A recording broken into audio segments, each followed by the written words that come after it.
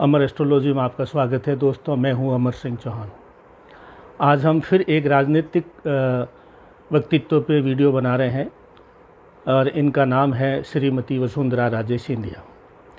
ग्वालियर राजघराने की पुत्री और धौलपुर राजघराने की महारानी विजयराजे सिंधिया की पुत्री, महादेवराव सिंधिया की बहन, वर्तमान कैबिनेट मिनिस्टर ज्योतिरादित्य सिंधिया की बुआ।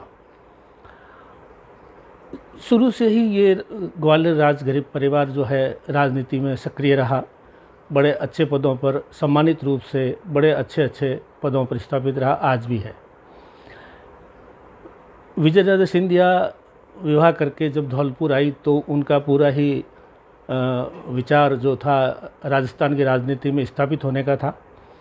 और शुरू में उन्होंने जो है झालावाड़ से 4 दफ़े सांसद के रूप में सेवाएं दी। उसके बाद में वहाँ पे सेंट्रल में मिनिस्टर रही 2 बार। उसके बाद में उनको राजस्थान में भेजा गया, राजस्थान बीजेपी के अध्यक्ष रही और फिर जो है राजस्थान में ही 2 बार मुख्यमंत्री रही। तो आज उन विजयराजे सिंधिया की चर्चा करेंगे, उनकी जन्म कुंडली की, कि उनकी जन्म कुंडली में ऐसा क्या है कि 2 बार मुख्यमंत्री और सेंट्रल में अनेकों बार मंत्री रही है। और अब पुनः जो कि नवंबर में राजस्थान के चुनाव है और इस चुनाव की दौड़ में जो है श्री अशोक गहलोत वर्तमान मुख्यमंत्री और विजयराजे सिंधिया 2 ही ऐसी हस्तियां हैं जो इनके लगातार एक बार ये और एक बार ये ऐसा कि जो अभी चल रहा है प्रचलन, तो ये मुख्यमंत्री रहे हैं। लेकिन इनके दूसरे दर्जे के जो नेता हैं कांग्रेस में सचिन पायलट और राजस्थान के अंदर जो है श्री गजेंद्र सिंह शेखावत है और अन्य लोगों को भी जो अभी दिल्ली के अंदर जो बादशाह सलामत बैठे हैं वो दूसरे दर्जे के नेताओं को ज़्यादा तवज्जो दे रहे हैं, जबकि प्रथम दर्जे के नेताओं को शायद दरकिरार करना चाहते हैं। तो आज हमारा विषय है दोस्तों वसुंधरा राजे सिंधिया की जन्म कुंडली का विश्लेषण। हमारे पास जन्म कुंडली का जो विवरण है वो बहुत ही सही है, प्रमाणित है, ये मैं पहले कह देता हूँ, इधर उधर से लिया हुआ नहीं है। सॉरी, ये प्रमाणित जन्म विवरण है। 1 मार्च 1953 में वसुंधरा राजे का जन्म हुआ। समय दिन को 4:45 दोपहर बाद। जन्म स्थान मुंबई। कुंडली इधर दी हुई है। लगन इनका करक है, 4 नंबर राशि है। राशि इनकी सिंह है, 5 नंबर में चंद्रमा बैठा है। नक्षत्र पूर्व फाल्गुनी है जो शुक्र का नक्षत्र है। अब वर्तमान में अगर हम चर्चा करें, इससे पूर्व जैसे थोड़ी सी मैं बता चुका हूं कि 2 बार ये मुख्यमंत्री रह चुकी हैं, 2003 से 2008 तक 5 साल और 2013 से 2018 तक फिर 5 साल, 10 साल मुख्यमंत्री रही और अभी बीजेपी की राष्ट्रीय उपाध्यक्ष है। बाकी चर्चाएं हम छोटी मोटी कर चुके हैं। अब हम इनकी कुंडली के अंदर देखते हैं क्या स्थिति है। कुंडली इनकी कर्क लग्नी कुंडली है दोस्तों और राशि इनकी सिंह है। कुंडली बहुत ही पावरफुल हो जाती है जब भी गुरु केंद्र में हो और लग्नेश कुटुंब भाव में हो। लग्नेश कुटुंब भाव में होने का तात्पर्य यह है कि वो व्यक्ति आपके कुटुंब के नाम के कारण और उस कुटुंब के साथ साथ ही अपना व्यक्तित्व विशाल बनाता है। तो जैसे कि ग्वालियर परिवार की हमने बात की, सब जानते हैं कि परिवार राजनीति में शुरू से ही बहुत ज़्यादा सक्रिय रहा है। तो लग्नेश कुटुंब भाव में है, ये प्रमाणित हो गया। गुरु केंद्र में है। शास्त्र कहते हैं कि का करोति सर्वे ग्रहा यत केंद्रे बृहस्पति। गुरु कुंडली में ग्रहों में गुरु माना जाता है, देवताओं का गुरु है और ज्योतिष में भी बहुत बड़ा इसका केंद्र में गुरु होता है। तो कुंडली के 1000 दोष अपना आप दूर हो जाते हैं। तो कुंडली में केंद्र में एक तो गुरु देवताओं का गुरु है, इनके साथ ही शुक्र बैठा है जो असुरों का गुरु। 2 गुरु एक साथ बैठे हैं, तो एक तरह से डबल गुरु हो गए इनके। किसके? केंद्र भाव में।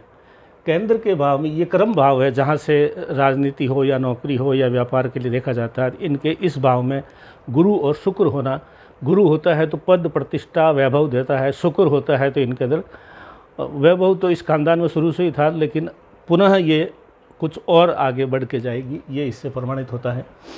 शनि अभी वक्री है, शनि उस वक्त वक्री था, अभी शनि की इनको महादशा चल रही है दोस्तों। शनि की महादशा इनको जनवरी 23 से जनवरी 32 तक है, जो साधारण सी है, क्योंकि सुख भाव में शनि वक्री होकर बैठा है, हालांकि उच्च का है, तुला राशि में उच्च का शनि है, तो ये बहुत बड़ी बात है। और राजनीतिक लोगों के लिए तो शनि बहुत ही ज़्यादा माना गया है। तो उच्च का शनि तुला राशि में सुख भाव में बैठा है और वो कर्म भाव को सीधी दृष्टि से, सातवीं दृष्टि से देख रहा है। इसका मतलब वसुंधरा राजे का जीवन राजनीति के लिए बना है। उच्च का शनि है तो उनको उच्च से उच्च पदों पे लेके जाएगा, जैसे भी अभी तक इनका जीवन हमने देखा है। ये शनि थोड़ा सा महादशा के अंतर्गत साधारण है, क्योंकि शनि सुख भाव में थोड़ा अच्छा नहीं माना जाता है। लेकिन अंतर्दशा जो अभी चल रही है वो शनि में सूर्य की अंतर्दशा है दोस्तों, जनवरी 23 से लगाकर जनवरी 24 तक। ये समय थोड़ा सा साधारण है। और जैसे कि विदित है कि अभी जो है बीजेपी में जिस प्रकार से अभी कमेटियां गठित हुई है उनमें इनका नाम नहीं है, तो ऐसा लग रहा है कि जनवरी 24 तक का समय थोड़ा साधारण रहेगा। लेकिन शनि जो है राजनीति का कारक है, जन सेवा का कारक है। शनि के अंदर चंद्रमा की दशा आएगी जनवरी 24 से जनवरी 25 तक, वो गुड है। शनि में मंगल की दशा आएगी अगस्त 25 से सितंबर 26 तक, वो भी गुड है। तो ऐसा लग रहा है कि हो सकता है एक बार इनको दरकिनार करके किसी और को मुख्यमंत्री बना दे जाए। अगर मान लो बीजेपी के राजस्थान में बीजेपी आती है और किसी दूसरे को मुख्यमंत्री बना देते हैं, तो मुझे ऐसा लग रहा है कि बहुमत नहीं मिलेगा, अल्पमत में जोड़ तोड़ करके सरकार बना सकते हैं, जैसा कि लग रहा है। कांग्रेस की स्थिति बहुत मजबूत है राजस्थान में, बीजेपी की स्थिति उतनी मजबूत नहीं है। लेकिन अब जैसे कि राजस्थान में परंपरा है कि एक बार बीजेपी एक बार जो है कांग्रेस आती है, तो उस दृष्टि से अगर बीजेपी अगर आती है तो मुझे नहीं लगता है कि वो अच्छे बहुमत से आएगी, बहुत थिन मार्जिन से आएगी या अल्पमत में आएगी। किसी को दूसरे को मुख्यमंत्री बनाया भी जाएगा, लेकिन ऐसा लग रहा है कि वो सरकार गिरेगी। और जनवरी 24 के बाद में वसुंधरा पुनः, अगर बीजेपी की सरकार रहती है तो पुनः मुख्यमंत्री बनेगी, जो इनकी कुंडली से स्पष्ट नज़र आ रहा है। और आगे का जीवन भी इनका पूरा शनि का है तो वो अच्छा है।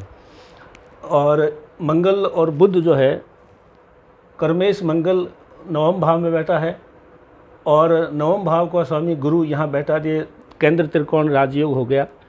तो इनका भाग्य, जैसे कि हम बता रहे हैं, राजा के घर में पैदा हुई, राजा के घर में रानी बनी है, तो और राजस्थान में राजनीति की भी रानी बनी है, तो ये भाग्य तो इनका बहुत प्रबल है, इसमें कोई शक नहीं है।